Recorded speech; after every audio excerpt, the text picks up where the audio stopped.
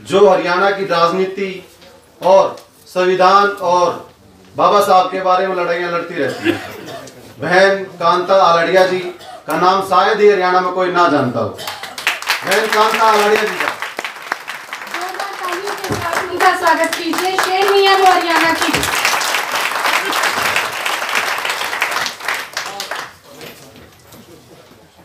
सभी महापुरुषों के श्री चरणों में नमन करते हुए मंच पर विराजमान आज संविधान दिवस के अवसर पर हमारे मुख्य अतिथि माननीय सुबचन राम जी, बहल साहब, आज के आयोजक जिन्हें हमें यहाँ मौका दिया बोलने का, माननीय डॉक्टर जी, डॉक्टर साहब, बहन गीता देवी जी, बहन अरुणा भारती जी, उरील साहब, बहन विद्या गौतम जी, और मंच पर और दूसरे भी महानुभूति बैठे हैं, सबका नाम नहीं ले पा रही हूँ।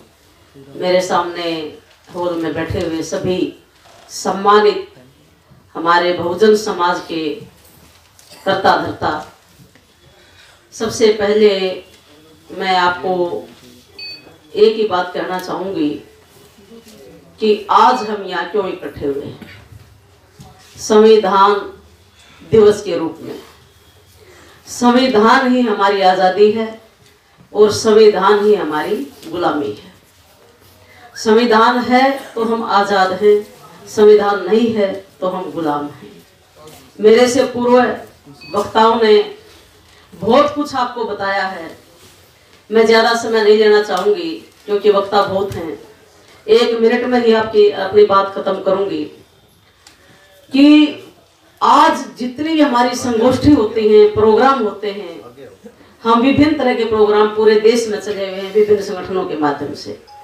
जागृति भी बहुत है और मैं नमन भी करना चाहूंगी उस महापुरुष को जिन्होंने मुझे भी आज आपके बीच में खड़ा होने का अवसर प्राप्त किया है।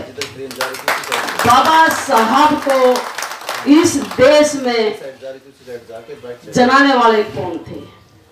साहब काशीराम जी। ये सच्चाई है। साहब काशीराम जी ने ऐसी क्रांति चलाई इस देश में कि बाबा साहब के बारे में हर बच्चा आज जानता है। और हमारा दुर्भाग्य है, खासकर मैं अपना भी कहूंगी कि साहब काशीराम जी आज हमारे बीच में नहीं है। नहीं तो जो डॉक्टर साहब ने बोला कि हमारा राजा नहीं है, हमारे राजा वो थे और आज देश के प्रधानमंत्री होते अगर आज साहब काशीराम जी हमारे बीच में जिंदा होते।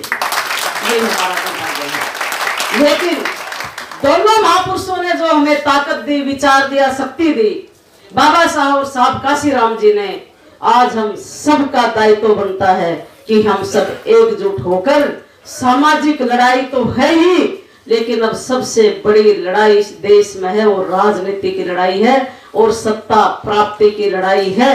और मैं आपके बीच में एक ऐलान करके जा रही हूं कि जहां भी हमारे बड़े बैठे हैं, जो भी हमें आदेश करेंगे, हम ये नहीं देखेंगे कौन सी पार्टी है, हम ये नहीं देखेंगे कौन नेता है, सिर्फ ये देखेंगे कि संविधान को लागू कौन करेगा और समाज का सम्मान और स्वाभिमान कौन बढ़ाएगा। हम उनके आदेश की पालना करेंगे और पूरे हरियाणा की तो मैं जिम्मेवारी ले सकती हूँ, देश की जिम्मेवारी नहीं ले सकती। हरियाणा की मैं जिम्मेवारी आपके बीच में लेकर जाती हूँ कि जो आपका मंच का आदेश होगा, हम उन आदेशों की पालना करते हुए उन बेईमानों को, चोरों को, जिन लोगों ने हमारे समाज को सताया, हमारा शोषण किया है, उनको सबक सिखाने के लिए हरियाणा प्रदेश में हम सत्ता प्राप्ति की तरफ जाएंगे और सत्ता में बैठकर जो भी हमारा संविधान आज तक लागू नहीं हुआ, जैसे भानु प्रताप जी ने बताया कि हमारी प्रस्तावना ही अभी तक लागू नहीं है, तो संविधान कहां से लागू होगा?